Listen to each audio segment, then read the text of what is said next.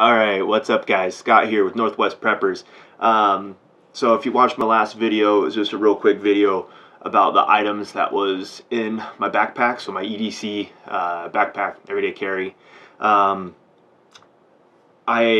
did it originally for IGTV, so I wanted to keep it under that 10-minute mark, and so I had to really push through all of that stuff. Anyways, so today what I want to do is just kind of go a little bit more in depth about a couple items and reason why I carry some of the items in my backpack and how I do it. So the first thing I want to cover today at least is fire starter. So I believe that the method that we have here is literally the cheapest and very effective fire starter. It's waterproof, and lo and behold, is duct tape. So when you take your Bic lighter, again, do Bic lighter. They're most reliable. If they get wet, you can dry them out. They'll still light. They're very, very useful. So again, go with the Bic lighter if you can. But all I do is I just take duct tape and I just basically wrap it around the bottom of the lighter, making sure that none of the sticky stuff is out of it. So I make sure it's even and real nice, and then as I need, I can cut, just basically halfway through the lighter and just kind of rip sections out and light that as I need to. If the sticky side gets wet, it won't light very well, if at all. But this side obviously just beads off water really easily. So if you do have, a small piece, like let's say I've just ripped this off of here, you dunk it in water, it gets soaked, it gets rained on, it's not a big deal. You just wipe it off real quick, and it should be very effective in still being able to light and giving you your fire that you need. Now, granted, this is plastic-based material, so it's going to burn and smell like plastic, so keep that in mind. But again, this is extremely cheap. It's easy to carry around. Fold them sticky side to sticky side. You can put these in your wallet, you can put them in your pocket, you can put them anywhere, and they're not going to be noticeable. This is the cheapest by far, the best way to go if you're looking for cheap and easy and waterproof. Other methods, like again, wet fire, amazing stuff. You shave it, you can start it, it lights just as well. This stuff is called a quick fire. It's like a plasticky type white material. Again, this will burn very, very hot and will also burn for long enough to at least get a fire started. So again, waterproof stuff. Again, duct tape by far the cheapest. And it's easy because you can literally throw this around a lighter, throw the lighter in your pocket, and you always have it on you. Not always the case in this. You've got to have your backpack majority of the time, unless you want to shove some of these in your pocket and carry them around with you, but this is much easier, in my opinion.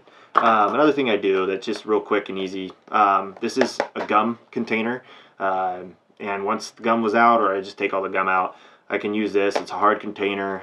Just throw some stuff in here. I don't do it just for fire starting material. I do it for a lot of other different things.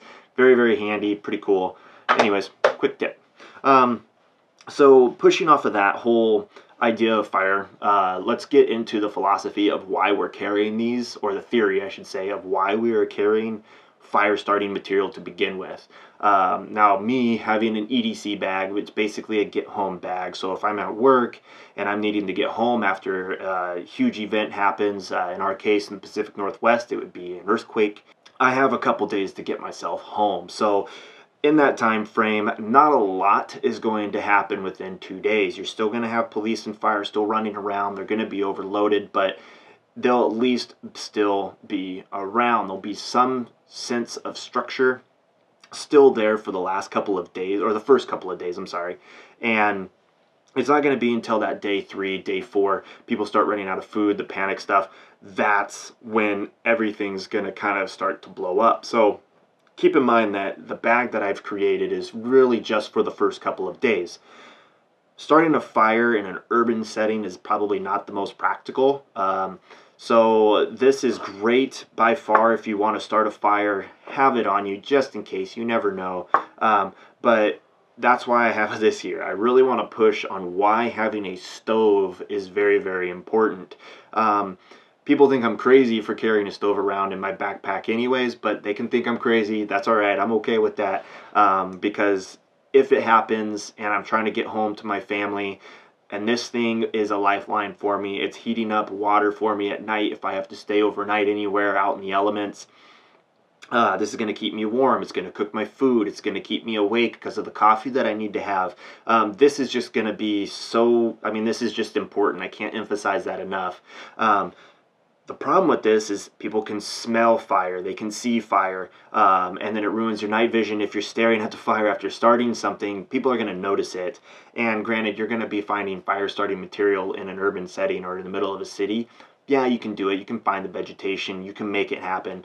But it's not as practical. And because it ruins your night vision, you're not going to have the defense or the offense on people. It's going to be a defensive thing right there. People are going to see you far before you see them.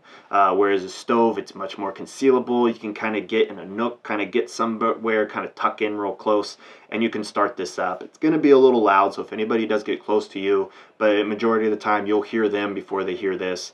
So this here is extremely important. If you're going to start fire and you're trying to cook food or boil water or whatever you're trying to do, the majority of the time you're going to need a stainless steel or aluminum or titanium type container anyways. So why not just have the stove material and put them in here? So what I do carry, if you didn't see my last video, this is an MSR Pocket Rocket 2. The Stanley stainless steel little stove system here. It has a couple of cups that come with it. I just put one plastic cup in the side there. This stuff fits inside of it, and it's all of this fits inside here. Again, this is far more superior than the fire.